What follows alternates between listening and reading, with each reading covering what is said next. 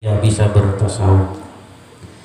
Ketika seorang belajar kitab hikam dengan benar, maka dia akan memiliki akidah yang mantap, lalu kemudian memiliki akhlak yang luar biasa. Apa isi hikam yang ke-28 itu? Kata Ibnu Athaillah Sekandari, mastudi'a fi ghaibis sarair zahara fi syahadatiz zawahir. Kalau diterjemahkan secara lebih sederhana, sesuatu yang dititipkan oleh Allah Subhanahu wa ta'ala dalam hati manusia akan tampak dalam badannya. Apa yang Allah titipkan pada diri kita itu akan tercermin dalam badan kita. Jadi kalau bahasa sederhananya, zohirnya kita menunjukkan tanda batin kita. Maka Allah Subhanahu wa ta'ala yang menitipkan itu. Kalau ada orang yang bertauhid dengan benar, maka kehidupannya akan tampak. Hatinya itu tenang aja. Mau susah, mau senang, dia menganggapnya biasa aja. Kenapa? Karena dia paham bahwa yang terjadi dalam kehidupannya adalah atas izin Allah Subhanahu wa ta'ala. Ada orang yang ketika dalam kehidupannya zohirnya batinnya dalam keadaan gusar, itu akan tampak dalam zohirnya. Contohnya gimana Ustaz? Contohnya ada orang yang nampak dia kerjanya nggak beres, apa-apa dikerjakan semuanya salah, itu menunjukkan batinnya ada masalah. Contoh, ibu pernah masak, suatu hari masakannya enak, tapi tiba-tiba pas dimasak kali ini rasanya tidak enak. Ustaz bilang enak Ustaz, pas satu kali rasanya cocok, mantap bumbunya Ustaz. Tapi kali ini pas dirasa agak asin dia. Tapi bukan karena mau kawin lagi. Karena kadang-kadang orang bilang itu mau kawin lagi, bukan. Nah itu sebenarnya menandakan kondisi batin kita ada yang tidak beres. Contoh, ada rasa khawatir dengan anak, sehingga ketika memasak tidak fokus.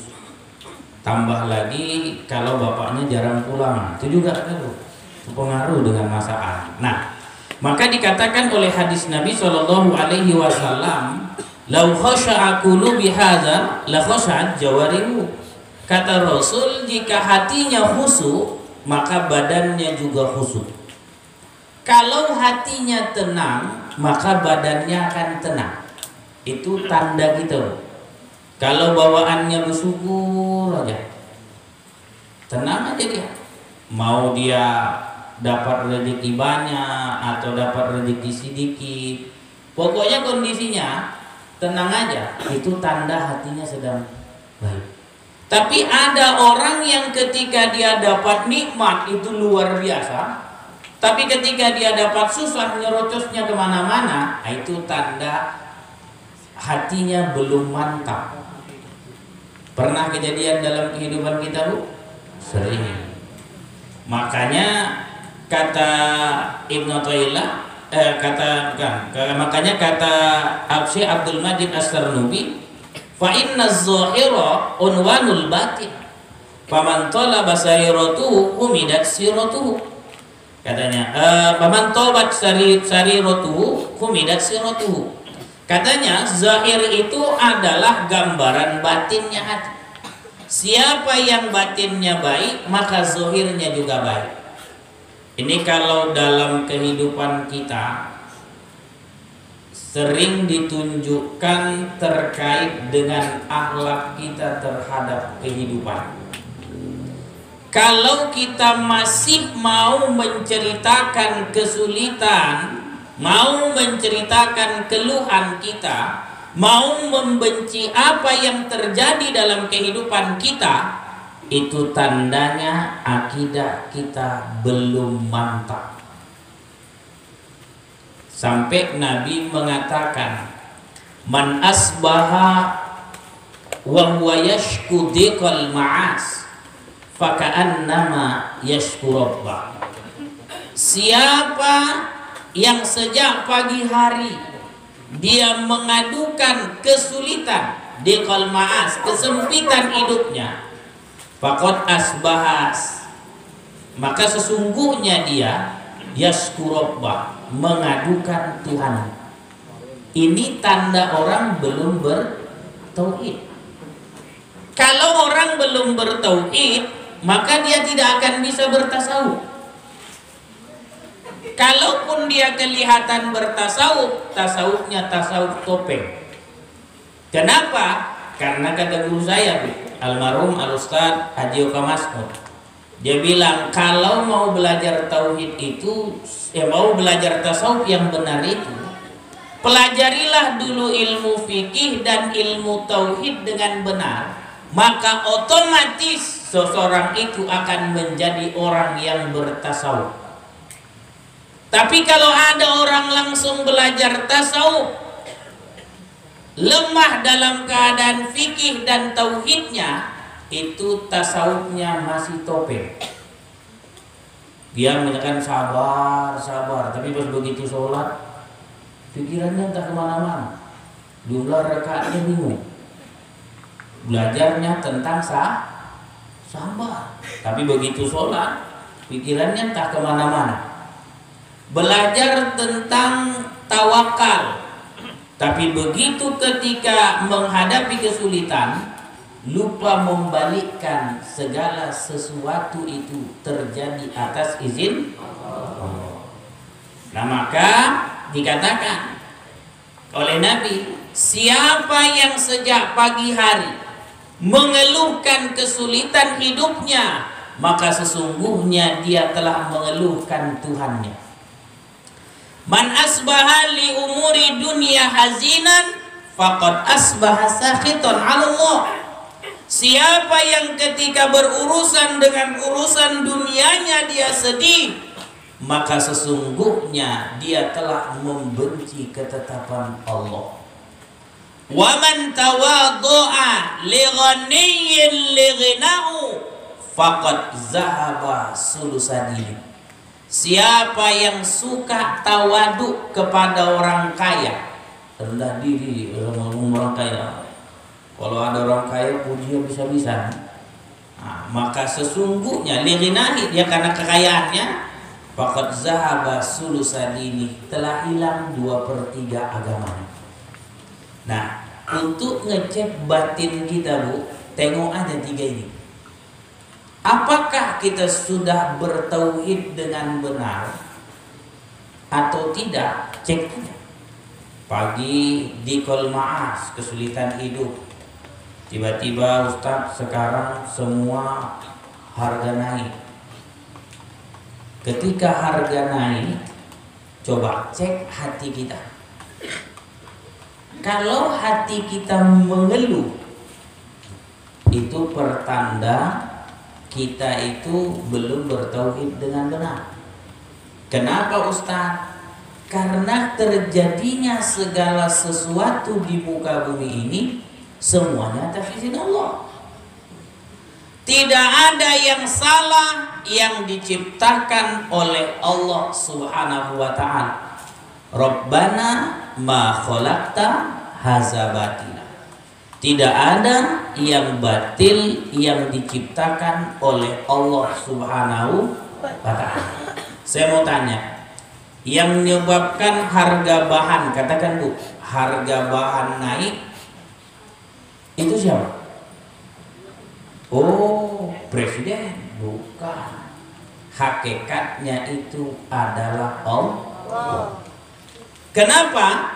Karena itu menjadi alat untuk penentu apakah kita ini golongan orang beriman atau tidak. Loh, kok ceritanya orang beriman, Ustaz? Kan pernah saya sampaikan di sini, Bu. Saya suka pakai jurus ini. Untuk jadi orang beriman sempurna itu pakai jurusnya para sahabat, Bu. Sahabat itu pernah ditanya oleh Rasul, apa tanda iman kamu kepada Allah? Sahabat menjawab, nasbiru alal bala wa nashkuru alal raha wa nardo biqada'illah. Kami sabar saat diuji oleh Allah, kami bersyukur saat diberi kenikmatan oleh Allah, kami ridha dengan ketentuan Allah Subhanahu wa ta'ala. Maka untuk mengecek seberapa bagus iman kita dengan ketiga ini, batin kita, ya setiap kita kan pernah mengalami sesuatu hal yang kadang-kadang tidak sesuai dengan keinginan kita. Ibu kan pengennya ya jangan naik-naik lah harga bahan atau misalnya listrik dan sebagainya, pengennya ya kan Bu. Tapi ujian Allah tiba-tiba naik. Kira-kira kita ngomong gak ya, semuanya naik, gak ada lah ini, aku suntuk ya. Kalau udah kayak gitu, itu tanda zohir kita, itu menandakan batin kita masih lemah. Kenapa? Karena nampak dari zohirnya. Kalau dia orang yang beriman dengan benar, dia terima keadaan itu. Naik Ustadz diterima, iya. Kenapa Ustadz? Ya karena tidak ada yang terjadi di muka bumi ini kecuali atas izin Allah. Yang banyakan kita itu pengennya segala sesuatu terjadi sesuai dengan kehendak kita, bukan sesuai dengan kehendak Allah. Kalau segala sesuatu sesuai dengan kehendak kita, kapan kita akan merasakan enaknya hidup ini? Coba, kalaulah seandainya tidak keras bapak di rumah, Bu, mungkinkah ibu bisa nyaman seperti ini? Oh enggak lah Ustaz, kalau bapak di rumah mau kayak mana kau suka hati kau lah, katanya kan gitu. Awak enggak punya adab dengan suami. Tapi begitu dengan kerasnya suami, awak jago menjaga adab. Begitu menjaga adab, maka orang memuliakan kita. Ketika orang memuliakan kita, kita pun menjadi orang yang dipandang mulia di hadapan semua orang. Nah, ini menunjukkan bahwa ujian itu tak selamanya buruk. Maka ketika ada ujian, hati-hati diri kita. Jangan sampai tercetus sesuatu hal yang tidak diinginkan Allah. Kenapa? Karena itu akan menunjukkan seperti apa kualitas batin kita, seperti apa kualitas iman kita kepada Allah Subhanahu wa ta'ala. Kalau cerita syukur, saya yakin semuanya pintar bersyukur. Tapi apakah semua pintar bersabar? Belum. Kenapa? Karena kita belum mampu membentuk iman kita ini dengan baik. Kalau sekedar iman saja, betul percaya kepada Allah Subhanahu wa ta'ala, itu sudah menjadi tanda yang bisa mengantarkan kita masuk surga. Ibu yakin gak masuk surga? Saya mau tanya, ibu yakin gak masuk surga? Atau bapak yakin gak masuk surga? Yakin. Kenapa? Karena saya beriman kepada Allah. Tapi persoalannya bagaimana caranya supaya langsung bisa mendapatkan rahmat Allah dan langsung masuk surga? Caranya bangun dengan 3 tadi. Sabar saat diuji, bersyukur saat diberi kenikmatan, dan ridho dengan ketentuan Allah. Kenapa? Karena ini menandakan iman yang sempurna itu. Akidah Ahlus Sunnah menandakan iman sebenarnya satu saja, cukup dengan tasdik. Meyakini bahwa Allah adalah Tuhan dan Nabi Muhammad adalah Rasul Allah. Ini aja udah jadi tiket masuk surga. Tapi sabar dulu, kalau nggak sholat laundry dulu lah dalam neraka. Masuk dulu ke neraka. Tapi karena dia punya iman, udah bersih dia, dikasih deterjen dan sebagainya, udah dihukum oleh Allah, baru dia masuk ke dalam surga. Tapi bagaimana caranya supaya kita, ini cara kita ya Bu, menentukan masuk surga itu adalah Allah. Tapi caranya cara kita, bagaimana cara kita supaya kita bisa masuk ke dalam surganya Allah? Tasdiqum bil qalbi, membenarkan dengan hati. Wa takriru bil lisan, dan dibuktikan dengan lisan. Wa bil arkan, dibuktikan dengan perbuatan. Barulah kita bisa masuk ke dalam surga, tidak transit di neraka. Ini jalan ikhtiar kita. Persoalan nanti kata orang, masuk surga itu kan karena rahmat Allah. Iya, tapi tinjauan rahmat Allah itu yang dengan adil dilihat dari amal kita. Nah, ketika kita bicara tentang iman tadi, membenarkan dengan hati. Apa yang kita benarkan dengan hati, Ustaz? Yang kita benarkan dengan hati bahwa kita percaya tidak ada yang terjadi di muka bumi ini kecuali atas izin Allah. Kalau itu sudah ada dalam diri kita, maka 3 tanda iman tadi ada itu. Sabar saat diuji, iya. Contoh yang adik-adik ini masuk kemari kan kayak tadi zohir tanda batin. Adik tadi tuh ceramah di sini keringatan juga. Nah, dia tadi keringatan dia di sini. Ustadznya kena uji juga. Iya, saya kena uji. Ustadz yang lain dipakai ustadz, giliran nama saya Rahmat Hidayat. Macam sebaya aja. Tapi itu ujian dari Allah. Nggak boleh marah. Kenapa? Karena tidak mungkin dia bisa melafazkan itu kecuali atas izin Allah. Jadi kenapa Ustaz sebut-sebut ini contoh, Bu? Kalau enggak contoh, enggak saya sebut juga. Nah, artinya saya melihat, sebelum naik saya lihat, ini rupanya Allah kasih tanda zohir itu adalah cerminan batin. Keringatnya saking keringatan, grogi ya. Grogi luar biasa, ada teksnya di sini padahal dibacanya, tapi karena grogi kan gitu kan. Nah, ini adalah gambaran. Jadi gambarannya zohir kita menentukan batin kita. Kalau kita orang beriman, wajib kita menerima segala apa yang dihadirkan oleh Allah. Kalau ini sudah ada dalam diri kita, pertanyaannya, adakah iri kita sama orang lain? Enggak perlu ibu iri orang punya mobil hebat. Lah kenapa Ustaz? Karena memang segala sesuatu diciptakan oleh Allah. Yang pantas untuk dia dapat mobil, yang pantas untukku aku dapat helikopter. Ya udah, terima. Nggak perlu kita heboh. Siapa itu kok bisa kayak gitu ya? Nggak usah tanya kok bisa. Jangan juga dipakai jurus. Dia aja bisa, masa aku nggak bisa? Lah rezeki itu Allah yang nentukan. Yang sukaan, yang paling rajin kita Bu, nengok orang, dia aja bisa, masa aku nggak bisa? Lah rezeki kita itu beda-beda. Nggak usah dia bilang dia bisa, masa aku nggak bisa. Inilah yang menyebabkan orang kadang-kadang jatuh di maksiat.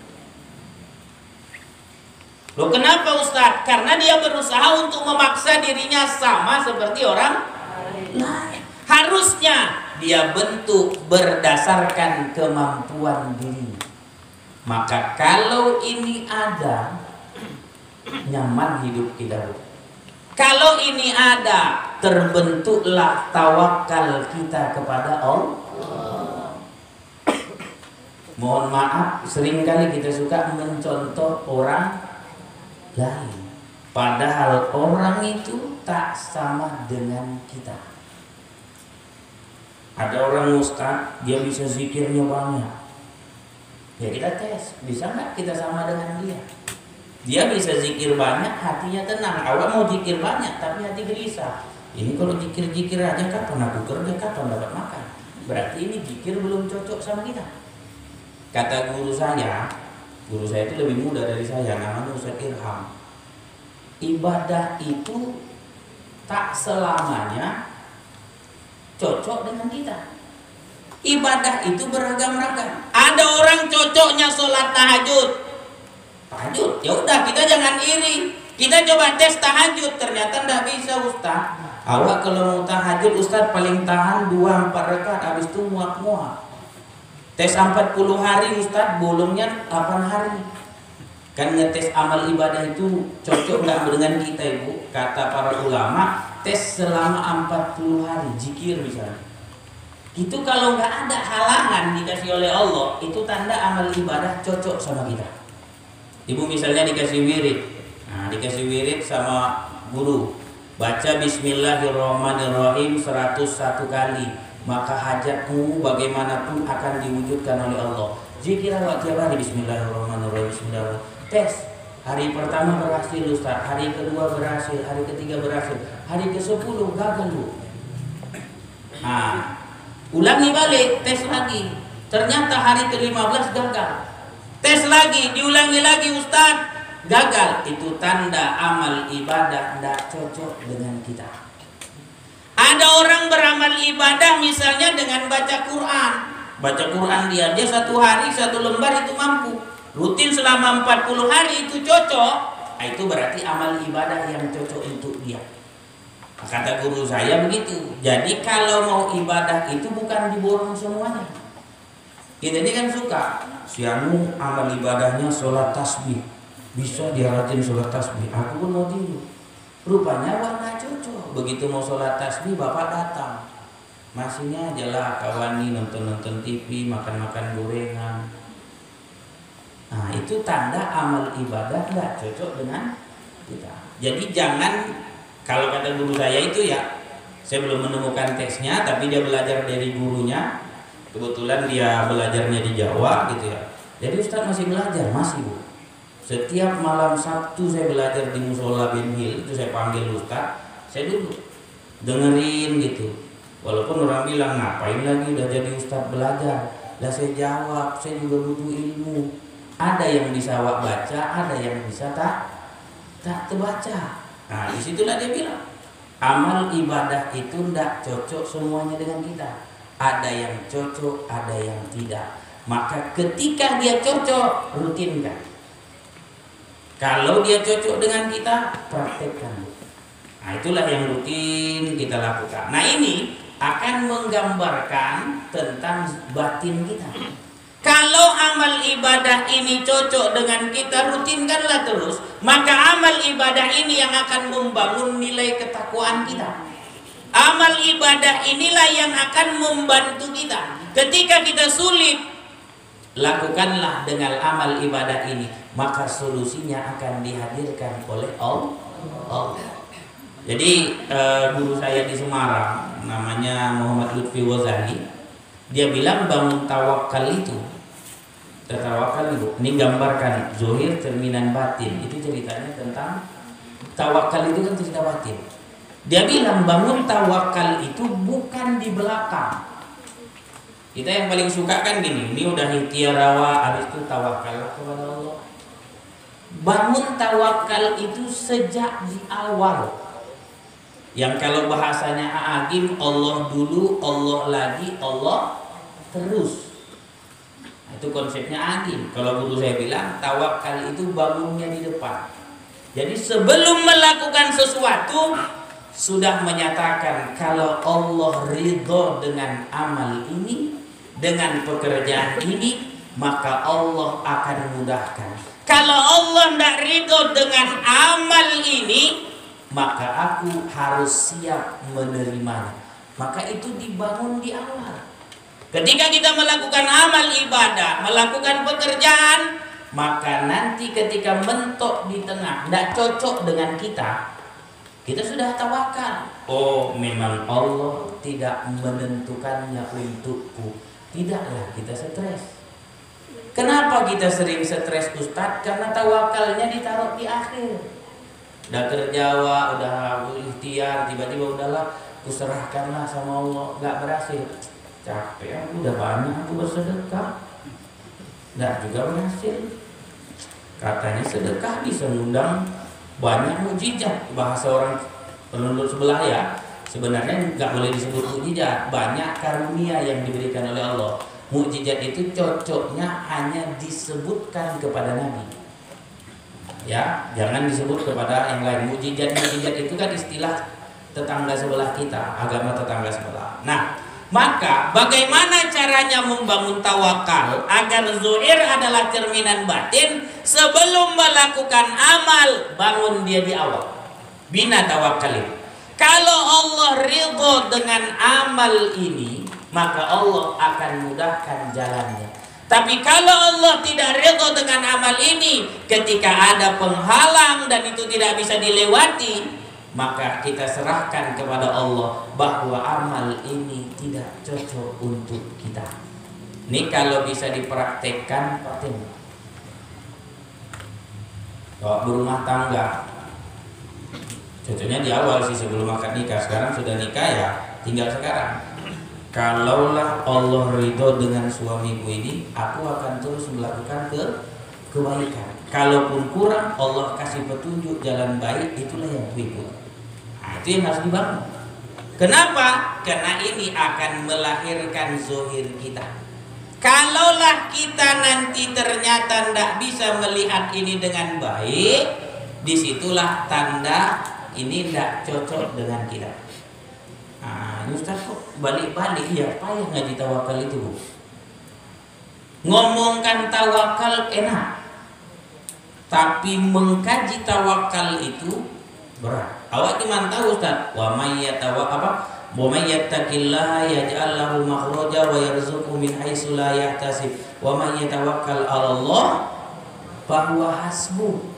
Nah, payah itu ngajinya. Kenapa? Karena selama ini kita bangun tawakal itu letaknya di belakang, bukan kita bangun di depan. Nah, maka kalau kita membangun di depan, itulah yang kita pakai. Bangun pesantren ini, nah, bagusnya tawakalnya juga langsung di situ dibangun. Oh, kapan minumnya? Nanti aja. Nah, di bawah aja, di bawah. Baik. Nah, kita lanjut. Ini ceritanya. Jadi zuhir, sesuatu yang dititipkan Allah dalam hati manusia akan tampak pada badannya. Jadi kalau adalah orang gelisah, kalau ada orang yang sulit kehidupannya, dia ngomong, itu tanda batinnya belum mantap, akidahnya belum sempurna. Kalau ada orang yang biasa, kalau ngomong, saya itu percaya kepada Allah, yakin saya semuanya atas izin Allah, itu mulutnya, tapi tidak nampak dari batinnya. Kata para ulama, itulah yang disebut sebagai orang yang menipu, kazab. Ini sering kita temu, Bu. Aku udah ikhlasnya, aku itu nggak dibayar orang utang, udah ikhlas aku itu, ya kalau dia bayar, kalau tidak, itu orang bohong.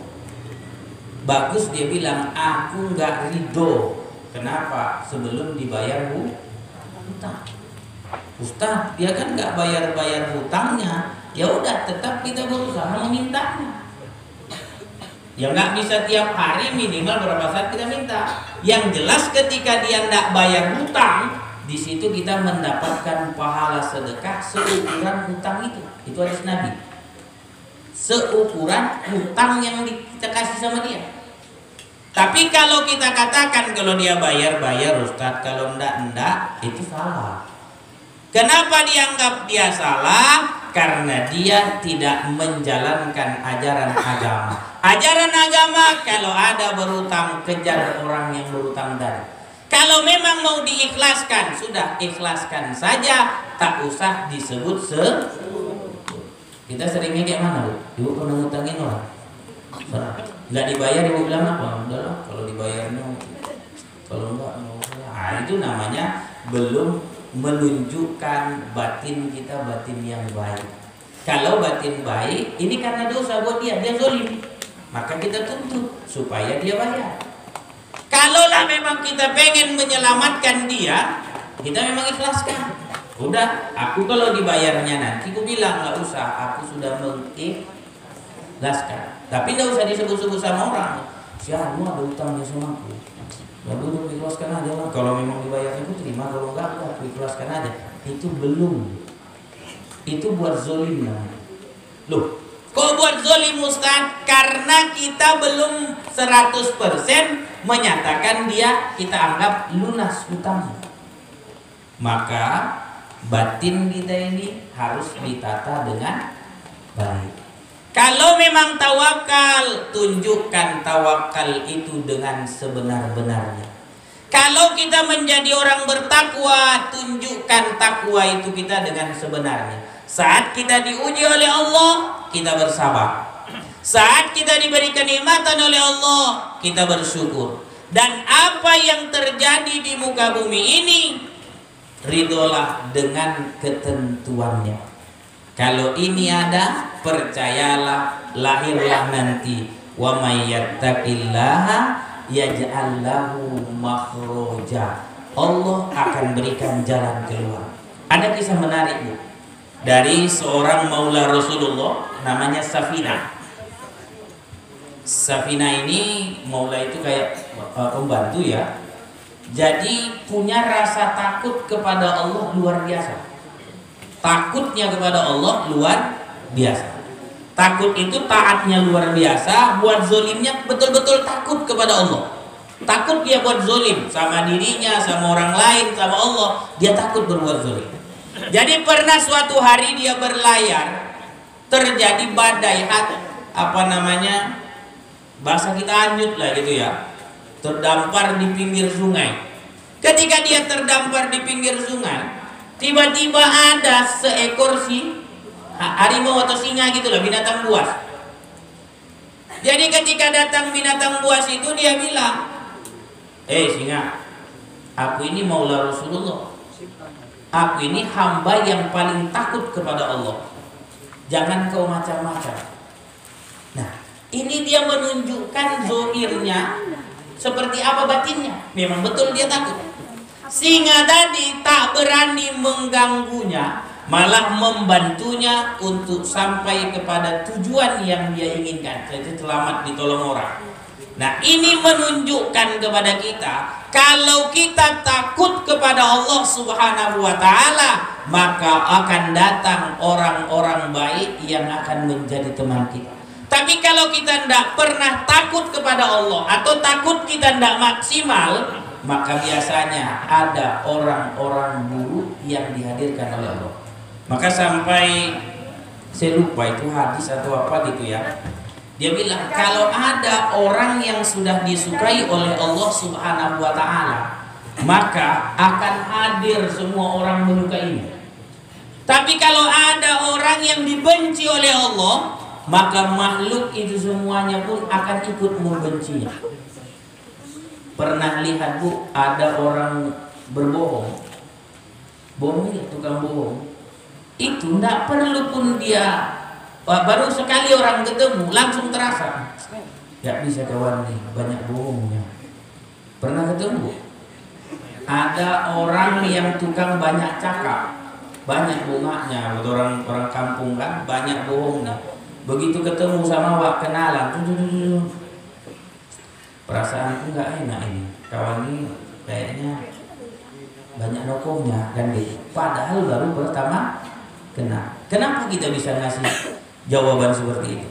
Karena batinnya sudah kelihatan, zohirnya menandakan batinnya. Siapa yang bisa membuat kita itu menjadi, siapa yang bisa membantu kita untuk mendeteksi bahwa orang ini adalah bukan orang baik? Jawabannya adalah Allah. Kenapa itu muncul? Karena Allah memang tidak suka kepada orang itu. Hati-hati. Maka dalam kehidupan kita, kalau kita merasa banyak kali orang gak suka dengan kita, jangan-jangan itu gambaran bahwa Allah juga gak suka sama kita. Memang gak 100% Bu, tapi itu gambaran. Kalau awak disukai banyak orang, senang aja orang sama awak, berdoalah kepada Allah, mudah-mudahan itu tanda Allah suka dengan. Kenapa? Zohir adalah tanda batin, maka itu menjadi tanda juga buat diri kita. Maka kata Rasulullah tadi, lau khasha'a qulubu hadza la khasha'at jawarih. Kalaulah hatinya khusyuk, maka badannya juga khusyuk. Kalau hatinya sudah benar mengenal Allah, maka badannya akan tampak. Kalau orang itu qanaah, merasa cukup, dia akan nampak sifat kekurangannya. Artinya berapa dikasih Allah, dia terima. Berani menunjukkan tanda dirinya itu. Allah kan ngajarin, ada orang tuh ketika dia sudah dikasih Allah rezeki, masih pengen lagi dia mencari yang besar, padahal kemampuannya tidak ada. Nah, itu tanda hatinya belum usuh. Kalau hatinya sudah usuh, kalau sudah dia merasa cukup, dia stop. Kenapa? Karena di situ menandakan dia paham ada hak-hak lain dalam dirinya. Ini payah menceritakan yang kayak gini. Seringan di kita Bu, kalau sudah dapat satu, pengennya lagi. Betul Pak? Betul nggak Pak? Udah dapat satu istri, ada pengen lagi Pak? Nah, itu dia Bu tandanya. Kalau hatinya khusyuk, satu saja dia sudah cukup. Ini bukan karena ibu rame, bukan. Tapi itulah dia tandanya. Kalau dia sudah cukup satu, sudah satu dia rasa tenang, dia cukupkan itu. Tidak pernah dia pengen lagi. Tapi kalau ada orang yang hatinya tidak khusyuk, itulah satu tidak cukup, pengen yang lain. Kita boleh lihat kehidupan Rasul, sampai makanya ulama mengatakan poligami itu tidak pernah katanya sunnah, yang ada hukumnya boleh. Saya tidak tahu yang bilang sunnah-sunnah itu entah dari mana dapatnya. Mengikut sunnah Rasul tak selamanya kata sunnah itu maknanya dikerjakan berpahala, ditinggalkan tidak dapat dosa. Bukan. Sunnah bisa maknanya jalan. An-nikahu sunnati, nikah itu jalanku kata Nabi. Bukan nikah itu sunnah, karena nikah bisa jadi wajib. Maka tidak betul dimaknai an-nikahu sunnati, nikah itu sunnah. Nikah itu adalah jalanku kata Nabi. Nah, kalau kita lihat, nah ini cerita ini, lau khosha qulubi hadza la khosha jawari. Nabi Muhammad dengan Siti Khadijah lama enggak menikahnya? Lama, sampai punya anak. Pernah enggak ketika dengan Siti Khadijah walaupun usia terpaut jauh, Nabi pengen yang lain? Nah, kenapa? Karena hatinya telah khusyuk. Nah itu tandanya Pak. Tapi kebanyakan orang ketika sudah dapat satu pengen lagi. Nah kalau itu ada tandanya, itu tanda hatinya belum khusyuk. Payah ini Ustaz, payah mempraktekannya. Godaannya banyak. Sebenarnya bukan godaannya yang banyak, tapi karakter dirinya yang belum terbentuk. Mau banyak godaannya pun dia akan bisa melewatinya kalau hatinya khusyuk. Inilah karakter orang yang kalau rezekinya suka dapat rezeki min haitsulaya nasib. Ada orang bekerja dari pagi sampai malam rezekinya segitu aja. Tapi ada orang yang kerjanya cuma sedikit tapi rezekinya banyak. Kenapa? Karena faktor hatinya khusyuk. Hatinya khusyuk.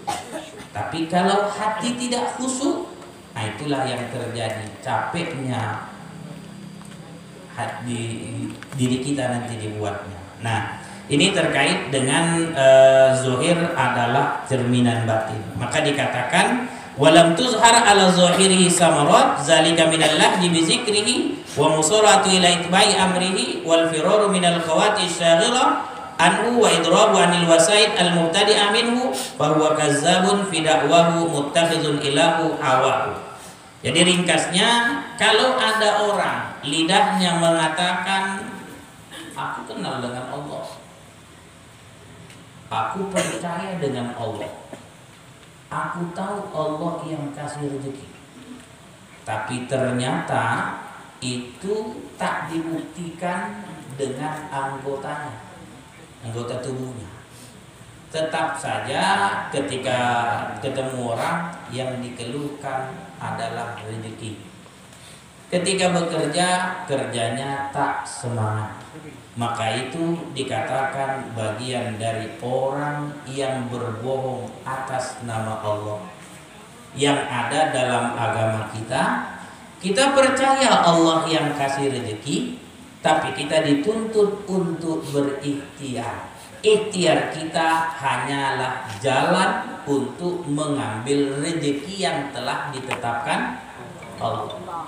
Nah, dalam menjalani rezeki ini, mencari rezeki ini, jangan sampai kita lupa dengan Allah. Kapan itu? Merasa, oh dengan ikhtiar inilah kita dapat. Yang paling sering itu tak ada usaha yang sia-sia, kan gitu apa bahasa orang itu? Allah lupa saya biasanya. Usaha tak mengkhianati itu salah dalam akidah kita. Usaha tak mengkhianati enggak jamin. Yang menentukan hasil adalah Allah. Usaha kita itu hanya ikhtiar. Dan selamanya usaha itu menghasilkan. Contoh, ibu makan nih. Begitu mau makan, ini udah betul-betul nih ngangkatkan sendok makan, tiba-tiba lewat kucing tabraknya. Mengkhianati hasil nggak itu? Mengkhianati hasil lah. Harusnya kan begitu diangkat, taruh kemari, makan awak. Tiba-tiba rupanya datang kucing, tabraknya. Itu kucing. Kalau misalnya ban puso pecah, itu bisa terangkat juga. Ngambil makanan awaknya, jadi angkat ini bu. Taruh ke mulut, pecah ban mobil puso. Buar katanya, ini kan bisa terangkat ya. Apakah usaha mengkhianati hasil? Kan gitu. Usaha itu yang nggak bisa menentukan hasil. Hasil itu yang menentukan Allah. Kita hanya berusaha. Maka jangan lagi pakai versi itu ya bu. Itu yang sering yang dipakai orang. Begitu dia berhasil, misalnya ya kayak membangun masjid, usaha tak mengkhianati hasil katanya kan gitu. Ya kebetulan usaha itu memang menghasilkan itu, tapi tak selamanya usaha menghasilkan yang sesuai dengan kita inginkan. Segala sesuatu itu mungkin saja berubah dari usaha yang kita lakukan. Contoh, misalnya waktunya, saya mau menjelaskan tentang rezeki ini ya. Ibu masih ingat, ini ada yang mau berangkat umroh sama Ustaz kan? Ada. Nanti praktek sa'i ibu. Ketika sa'i itu gambaran tentang siapa itu? Tentang Siti Hajar. Hajar kenapa melakukan sa'i? Karena cari usahanya Siti Hajar bolak-balik 7 kali antara Safa dan Marwah. Ada airnya? Tidak ada. Ternyata duduk dekat anaknya, tidak pakai usaha anaknya, cuma nonggang-nonggang kaki, muncul air. Apakah air ini muncul hasil usahanya Siti Hajar? Tidak. Hasilnya yang menentukan adalah Allah. Nah, ini harus dimusukkan di hati kita bu, agar melahirkan batin, agar melahirkan zahir yang baik. Jadi jangan ibu marah, bapak udah kerja, masa udah kerja bertahun-tahun gajinya segitu aja. Jangan. Yang menentukan itu adalah Allah. Walaupun dia berusaha, ya memang itulah rezekinya. Kalau Allah ingin, Allah tambah dari sisi-sisi yang lain yang tidak lewat usaha yang kita lakukan. Memang ada yang bertambah dari usaha, tapi bisa jadi terjadinya rezeki itu lewat dengan cara lain, bukan dengan cara usaha kita. Maka ketika sa'i antara Safa dan Marwah itu mestinya diingat. Nanti pas praktek, ini perjuangan aja. Ternyata capek dia bolak-balik. Nanti bu rasakan itu pegalnya. Yang berangkat umroh sama Ustaz Ferry nanti kan terasa di pegalnya bu. Bolak-balik antara Safa dan Marwah. Ternyata nggak di situ hasilnya. Hasilnya adalah pas dulu, baru kemudian muncul air Zam-Zam. Di situ rupanya duduk dekat anaknya Ismail, tiba-tiba dihentakkan kaki Ismail tadi menangis, namanya anak nangis. Dengan nangisnya aja muncullah air Zam-Zam. Disitulah kita belajar harus membusukkan hati kita bahwa yang mendatangkan rezeki hanya Allah, ikhtiar yang kita lakukan ini hanya jalan. Namanya jalan bisa lurus, bisa mentok, jalan buntu. Tapi bisa jadi ada jalan yang lurus ketemu dengan hasil, ada jalan yang dilalui ternyata mentok, bas begitu balik ikhlas, tiba-tiba ada rezeki datang. Kapan? Contoh, mentok nih sampai ke ujung mentok, balik lagi ketemu orang, di mana jalan yang bisa lurus ke sana? Oh, seberang sana. Nah, itulah dia namanya rezeki. Nah, ini harus dimusuhkan. Saya memang agak sulit membahasakannya, tapi itulah gambarannya. Gambarannya dari perjalanan sa'i antara Safa dan Marwah, itulah menandakan bahwa usaha tidak menentukan hasil. Yang menentukan hasil itu hanyalah Allah Subhanahu wa ta'ala. Hati-hati ya Bu, jangan ditiru-tiru cakap itu. Kalau akidah kita salah itu. Akidah kita menyalahkan itu. Tidak selamanya setiap yang diusahakan itu menentukan hasil. Bisa jadi hasil itu bukan dari usaha yang kita lakukan, tapi dengan jalur lain yang tidak kita duga-duga. Baik, sebelum saya akhiri, barangkali ada yang mau bertanya, saya persilakan.